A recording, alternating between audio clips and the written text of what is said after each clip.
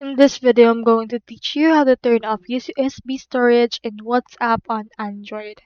So I have in here this help article from Google themselves on how you actually turn off USB storage. So as you see here, if the storage is full and you can't use WhatsApp, what you can do is you can actually get an instruction to turn off the USB storage.